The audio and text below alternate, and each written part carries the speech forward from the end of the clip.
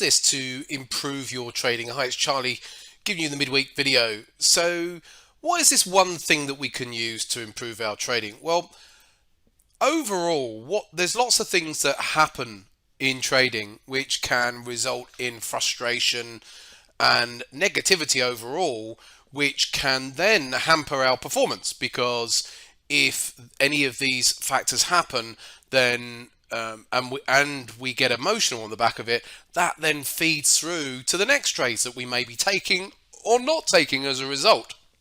So let's go through some of the things that can happen, such as being stopped out.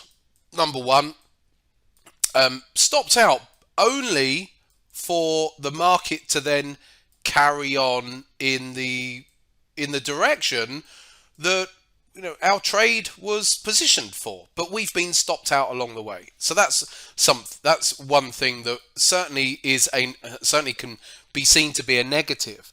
Another one could be a missed out opportunity, a missed trade.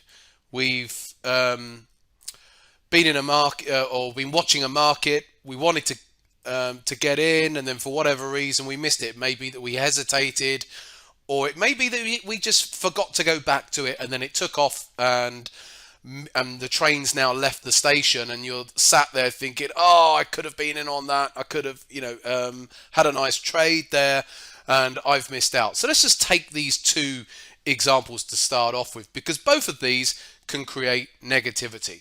So what we constantly want to do, and I know I did a video just recently about being a pessimistic trader, and what I meant by that is expecting the things that can happen that will happen. The market's always trying to get you, so expect to get stopped out, expect to be in trades which end up rolling over, expect markets to start going into sideways consolidations once you've got into them, and all these things that can happen.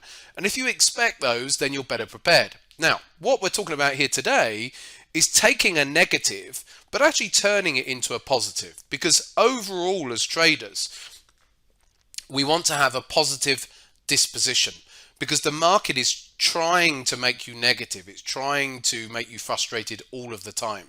So we want to take these and turn them into positives. So let's take the first one. So you've been stopped out only for the market to then carry on in your direction.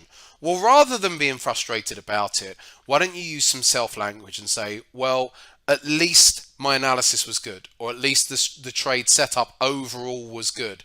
You have to accept that out of 100 trade setups like that one, do you really think that 100 of them are all going to go to target without getting stopped out?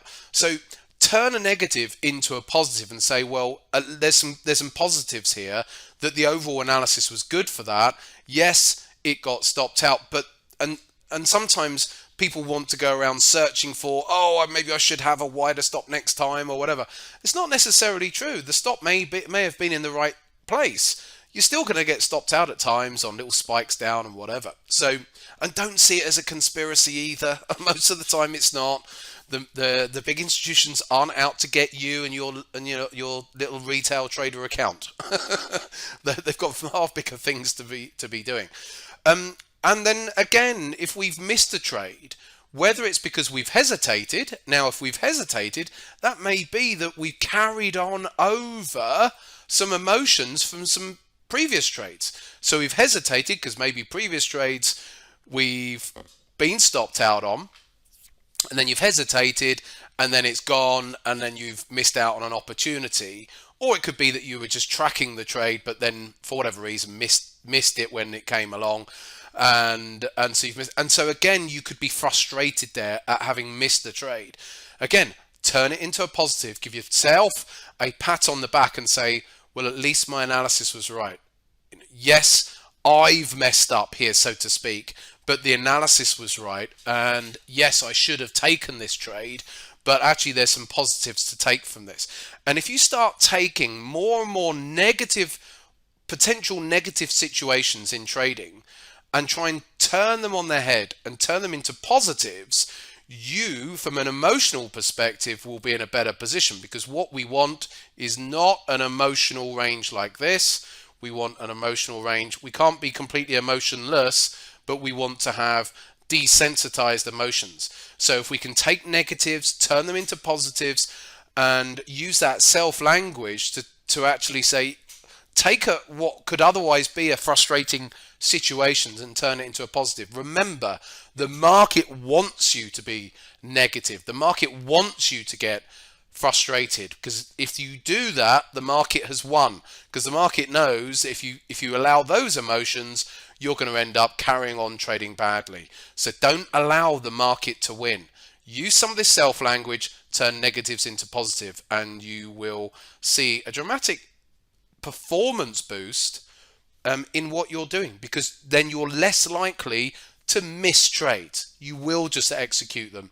And after a frustrating a trade that has potentially been frustrating, you've been stopped out only for it to go higher, you're balanced on the back of it, which means that you're better prepared going into your next trades. And that's why overall it will boost your performance.